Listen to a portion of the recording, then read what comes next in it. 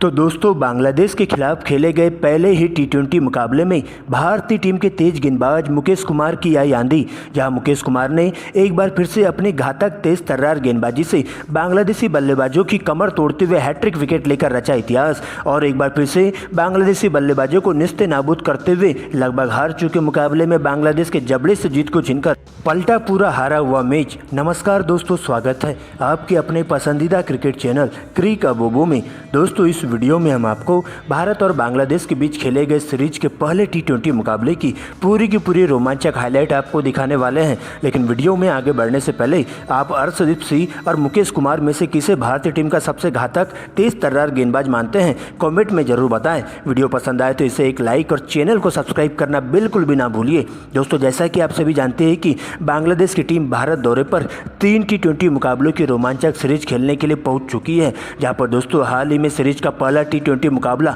नागपुर के विदर्भ स्टेडियम में देखने को मिला। दोस्तों, आपको बता दें कि इस मुकाबले में दोनों ही टीमें पूरी तरीके से कमर कस चुकी थी इस मुकाबले को जीतने के लिए, जहां भारतीय टीम के कप्तान सूर्य कुमार यादव ने इस मुकाबले में टॉस जीता और टॉस जीतते ही पहले गेंदबाजी करने का फैसला किया, जबकि बांग्लादेश की टीम को बल्लेबाजी करने के लिए आमंत्रित किया। जिसके बाद बांग्लादेश के लिए रनों की बारिश करने के इरादे से टीम के 2 युवा ओपनर बल्लेबाज लिटन दास और तंजीद हसन की एंट्री होती है। तो वही तेज गेंदबाज मोहम्मद सिराज पहले ओवर की गेंदबाजी करने मौजूद हो जाते हैं, जहां पर मोहम्मद सिराज के पहले ही ओवर में लिटन दास के द्वारा 2 बेहतरीन छक्के जड़ दिए जाते हैं और 12 रन बटोरते हुए पहले ही ओवर में मोहम्मद सिराज की पूरी तरीके से धज्जियां उधेड़ कर रख दी जाती है। लेकिन दोस्तों, इसके बाद दूसरे ओवर में टीम इंडिया के तेज गेंदबाज मुकेश कुमार आते ही बांग्लादेश के बल्लेबाजों पर कहर बनकर टूट पड़ते हैं और एक ही ओवर में 2 गेंदों में 2 लगातार क्लीन बोल्ड करते हुए बांग्लादेशी बल्लेबाजों की पूरी तरीके से हवा खोलकर रख देते हैं, जहां 5वीं गेंद पर तंजीद हसन मात्र 4 रन बनाकर क्लीन बोल्ड हो जाते हैं। तो वही दोस्तों, इसके बाद नए बल्लेबाज के तौर पर आए सांतो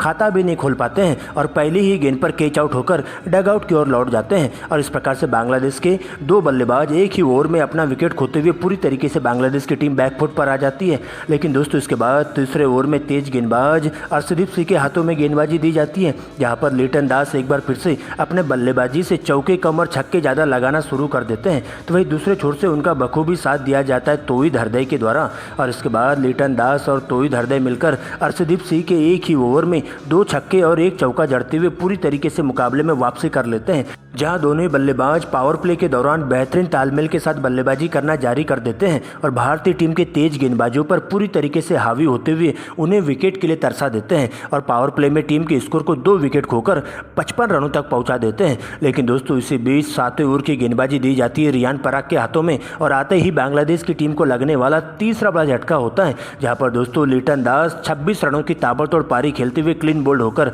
पवेलियन की ओर लौट जाते हैं। जिसके बाद तौहीद हृदय का साथ देने के लिए साकिब उल हसन की एंट्री होती है, जहां पर पहले तो दोनों ही बल्लेबाज मिलकर काफ़ी फूक कर बल्लेबाजी करते हुए चले जाते हैं और अच्छी गेंदों को छोड़ते हुए खराब गेंदों को ही बाउंड्री लाइन के बाहर पहुंचाने का काम करते हैं और 10 ओवरों में टीम के स्कोर को 89 रनों तक पहुंचा देते 3 विकेट खोकर, जहां पर दोस्तों 11वें ओवर में एक बार फिर से साकिब उल हसन के द्वारा 2 लगातार छक्के जड़ दिए जाते हैं रियान पराग को। तो वही 12वें ओवर में एक बार फिर से तौहीद हृदय 1 छक्का और 1 चौका हार्दिक पांड्या को जड़ देते हैं। इसके बाद तो दोनों ही बल्लेबाज पीछे मुड़कर देखने का नाम नहीं लेते हैं और बॉल देखो और बॉल पेलो वाले नियम के तहत बल्लेबाजी करते हुए हर ओवरों में चौके छक्कों की बारिश करते हुए भारतीय टीम के तेज गेंदबाजों के साथ साथ स्पिन गेंदबाजों पर पूरी तरीके से धावा बोलना शुरू कर देते हैं और देखते ही देखते 15 ओवर में बांग्लादेश का स्कोर बोर्ड पर 4 विकेट खोकर 144 रनों पर रुका हुआ रहता है। लेकिन दोस्तों, इसी बीच 16 ओवर में रिंकू सिंह आते ही बांग्लादेश को 5वां बड़ा झटका देते हैं, जहां पर सबसे पहले साकिब उल हसन को 26 के स्कोर पर कैच आउट करवा देते हैं। लेकिन दोस्तों, इसके बाद मोहम्मदुल्लाह की एंट्री होती है, जहां पर मोहम्मदुल्लाह और तौहीद हृदय मिलकर आगे का मोर्चा संभालते हुए विकेट को बचाकर खेलते हैं, जहां पर तौहीद हृदय मात्र 26 गेंदों में अपनी हाफ सेंचुरी पूरी करते हैं। लेकिन दोस्तों, 19वें ओवर में रिंकू सिंह अपनी फिरकी के माया जाल में फंसाते हुए बांग्लादेश की टीम को 6वां बड़ा झटका दे देते हैं। जिसके बाद नए बल्लेबाज के तौर पर राशिद हुसैन की एंट्री होती है, जहां पर दोस्तों एक छोर से मोहम्मदुल्लाह अभी भी अंगद की तरह डटकर मुकाबला करते हुए चले जाते हैं और तेजी से रनों की बारिश करते हुए मात्र 17 गेंदों में ही अपना 50 पूरा कर लेते हैं। लेकिन दोस्तों, इसके बाद देखते ही देखते दोनों ही बल्लेबाजों के बीच में जबरदस्त साझेदारी पूरी हो जाती है। लेकिन अंतिम ओवर में भारतीय टीम के तेज गेंदबाज मुकेश कुमार के द्वारा काफ़ी घातक गेंदबाजी देखने को मिलती है, और अंतिम की 3 गेंदों में 3 विकेट लेकर बांग्लादेशी बल्लेबाजों का सुपड़ा साफ करते हुए चले जाते हैं। इसके बाद तो बांग्लादेश का कोई भी बल्लेबाज टिककर बल्लेबाजी नहीं कर पाता है और मुकेश कुमार के सामने घुटने टेकते हुए चला जाता है और इस प्रकार से बांग्लादेश की टीम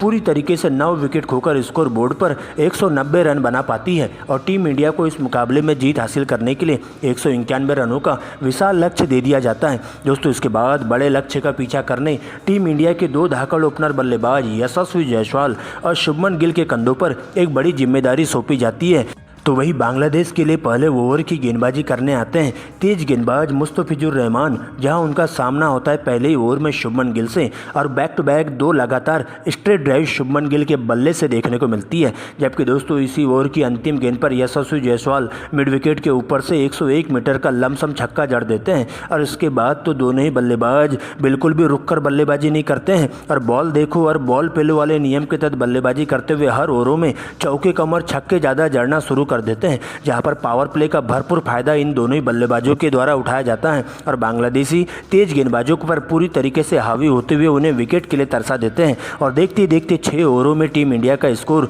बिना विकेट खोए 59 रनों तक पहुंच जाता है। लेकिन दोस्तों सबसे पहले 7वें ओवर में साकिब अल हसन आते हैं और आते ही अपनी फिरकी के माया जाल में फंसाते हुए भारतीय टीम के दोनों ही ओपनर बल्लेबाजों का सुपड़ा साफ कर देते हैं, जहां पर यशस्वी जायसवाल 40 रनों की ताबड़तोड़ पारी खेलते हुए मिड विकेट की दिशा में कैच आउट होकर पवेलियन की ओर लौट जाते हैं। तो वही अंतिम गेंद पर शुभमन गिल भी जल्दबाजी कर बैठते हैं और कॉटन बोल्ड होते हुए 30 रनों की तूफानी पारी खेलते हुए पवेलियन की ओर लौट जाते हैं और इस प्रकार से भारतीय टीम के दोनों ही ओपनर बल्लेबाज एक के बाद एक अपना विकेट खोते हुए सस्ते में अपना विकेट खोते हुए डगआउट की ओर लौटते हैं। जिसके बाद कप्तान सूर्य कुमार यादव क्रीज पर मौजूद होते हैं, जहां उनका बखूबी साथ दिया जाता है सलामी विकेट कीपर बल्लेबाज ऋषभ पंत के द्वारा। पहले तो दोनों ही बल्लेबाज मिलकर सूझबूझ भरी बल्लेबाजी के साथ सिंगल डबल के साथ ही टीम इंडिया के स्कोर को आगे बढ़ाने का काम करते हैं और एक बार नजरें जमाने के बाद अच्छे गेंदों को छोड़ते हुए खराब गेंदों को ही बाउंड्री लाइन के बाहर पहुंचाते हुए चलते हैं। यहाँ पर सूर्य कुमार यादव 90वें ओवर में 1 छक्का और 1 चौका जड़ देते हैं राशिद हुसैन को। तो वही दोस्तों 10वें ओवर में ऋषभ पंत के बल्ले से बैक टू बैक 3 लगातार गगनचुंबी छक्के जड़ दिए जाते हैं, जहाँ पर साकिब अल हसन की पूरी तरीके से धज्जियां उधेड़ दी जाती है और देखते ही देखते दोनों ही बल्लेबाजों के बीच में ताबड़तोड़ रवैया अपनाते हुए 68 की साझेदारी पूरी हो जाती है। लेकिन ऋषभ पंत 21 के स्कोर पर कैच आउट होकर डगआउट की ओर लौटते हैं, जिसके बाद नए बल्लेबाज संजू सैमसन मैदान पर मौजूद होते हैं और इसके बाद सूर्य कुमार यादव के साथ आगे का मोर्चा संभालते हुए भारतीय पारी को लड़खड़ाने से बचाते हुए चलते हैं, जहां पर दोनों ही बल्लेबाज लगातार रनिंग बिटवीन के साथ सिंगल डबल के साथ ही भारतीय पारी को आगे बढ़ाते हुए चलते हैं। जहां पर सबसे पहले सूर्य कुमार यादव 14वें ओवर में 2 लगातार छक्के और 2 चौके की मदद से 20 रन बटोरते हैं और देखते ही देखते मात्र 20 गेंदों में अपनी हाफ सेंचुरी पूरी कर लेते हैं। लेकिन दोस्तों सूर्य कुमार यादव भी ज़्यादा देर टिककर बल्लेबाजी नहीं कर पाते हैं और 51 के स्कोर पर कैच आउट होकर पवेलियन की ओर लौटते हैं। जिसके बाद नए बल्लेबाज संजू सैमसन का साथ देने के लिए हार्दिक पांड्या की एंट्री होती है, जहां पर हार्दिक पांड्या आते ही 15वें ओवर में 1 छक्का और 1 चौका जड़ देते हैं और भारतीय टीम 15 ओवर में अपने 4 विकेट खोकर स्कोर बोर्ड पर 140 रन बना पाती है। लेकिन दोस्तों इसके बाद तो संजू सैमसन का कोहराम देखने को मिलता है, जहाँ पर 17वें ओवर में सबसे पहले साकिब अल हसन को टारगेट किया जाता है और दोनों ही बल्लेबाज मिलकर इसी ओवर में लगातार छक्कों की बारिश करते हुए 26 रन बटोरते हैं। लेकिन दोस्तों एक ही ओवर में हार्दिक पांड्या भी जल्दबाजी कर बैठते हैं और 30 रनों की ताबड़तोड़ पारी खेलते हुए कैच आउट होकर पवेलियन की ओर लौटते हैं। जिसके बाद संजू सैमसन का साथ देने के लिए नए बल्लेबाज के तौर पर रिंकू सिंह की एंट्री होती है। लेकिन दोस्तों रिंकू सिंह भी पूरी तरीके से फ्लॉप साबित होते हैं और जल्दबाजी के चक्कर में कैच आउट होकर पवेलियन की ओर लौटते हैं। इसके बाद अंतिम के 2 ओवरों का खेल शेष बचा रहता है और पूरा का पूरा दारोमदार संजू सैमसन और शिवम दुबे के कंधों पर आ जाता है, क्योंकि दोस्तों इसके बाद 19वें ओवर में मुस्तफिजुर रहमान को टारगेट किया जाता है, जहां पर संजू सैमसन 1 छक्का और 1 चौका लगाते हुए पूरी तरीके से मुकाबले में टीम इंडिया को बनाए हुए रखते हैं। तो वही शिवम दुबे अंतिम गेंद पर जोरदार प्रहार करते हुए छक्का जड़ देते हैं। लेकिन दोस्तों इसके बाद अभी भी संजू सैमसन और शिवम दुबे अपने ही रंग में बल्लेबाजी करते हुए चले जाते हैं, जहां पर अंतिम की 6 गेंदों में इस मुकाबले में जीत हासिल करने के लिए 20 रनों की दरकार होती है। जिसके बाद संजू सैमसन 2 छक्के और 2 लगातार चौके जड़ते हुए 20 रन बटोर लेते हैं और लगभग हार चुके मुकाबले में नामुमकिन को मुमकिन करते हुए बांग्लादेश के जबड़े से जीत को छीनकर टीम इंडिया को पहले T20 मुकाबले में 4 विकेट से शानदार जीत हासिल कराते हैं।